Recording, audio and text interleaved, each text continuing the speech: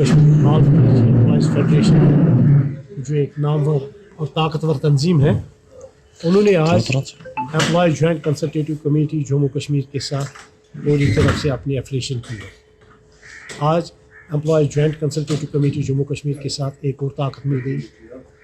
हमारी जो जिम्मेदारियाँ हैं मुलाजमीन की तय, मैं रियासती मुलाजमीन को, यूटी के मुलाजमीन को, और ख़ासकर LG इंतज़ामिया की तरफ से जितने भी ऑर्डर्स लोगों के हित के लिए निकलते हैं, हमने उसको ईमानदारी से हम माननी चाहिए। तो अगर LG की बात करें, LG आए दिन कुछ न कुछ नया देते हैं, मुलाजम को लिए क्या ख़ास आप चाहते हो कि देना चाहिए? देखिए, आपको पता है कि आज का टाइम चल रहा है, इसमें मुलाजमीन के बड़े इशू नहीं है।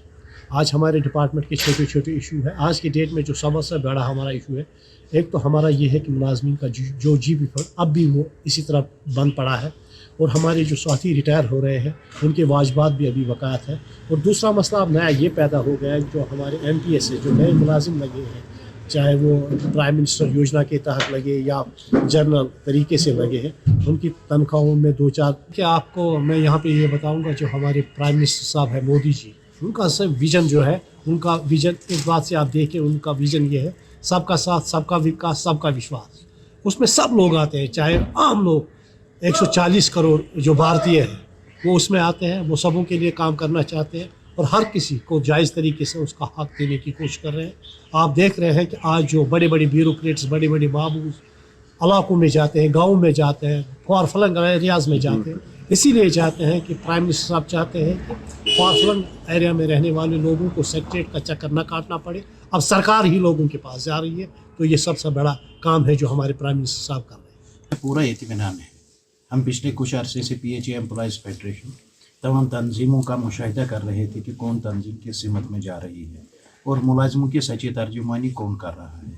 तो हमें एक किरण, रोशनी की एक किरण नज़र आई, एजाज अहमद खान साहब के रूप में नज़र आई, जो कि EGCC की क़यादत कर रहे हैं।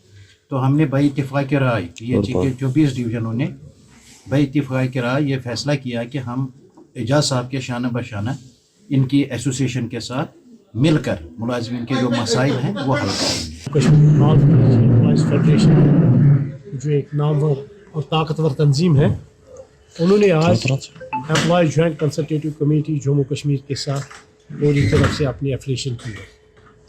आज employees joint consultative committee Jammu Kashmir के साथ एक और ताकत मिल गई।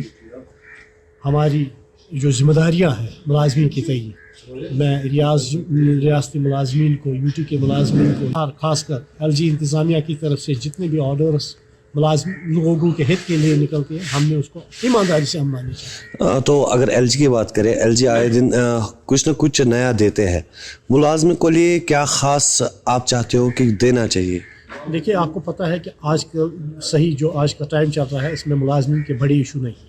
आज हमारे डिपार्टमेंट के छोटे छोटे इशू है। आज की डेट में जो सबसे बड़ा हमारा इशू है, एक तो हमारा ये है कि मुलाजमीन का जो GB फंड अब भी वो इसी तरह बंद पड़ा है, और हमारे जो साथी रिटायर हो रहे हैं उनके वाजबात भी अभी बकायत है।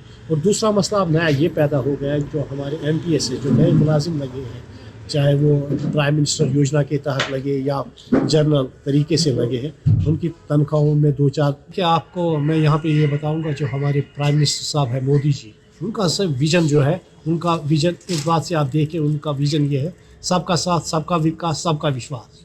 उसमें सब लोग आते हैं, चाहे आम लोग 140 करोड़ जो भारतीय हैं वो उसमें आते हैं, वो सबों के लिए काम करना चाहते हैं और हर किसी को जायज़ तरीके से उसका हक देने की कोशिश कर रहे हैं।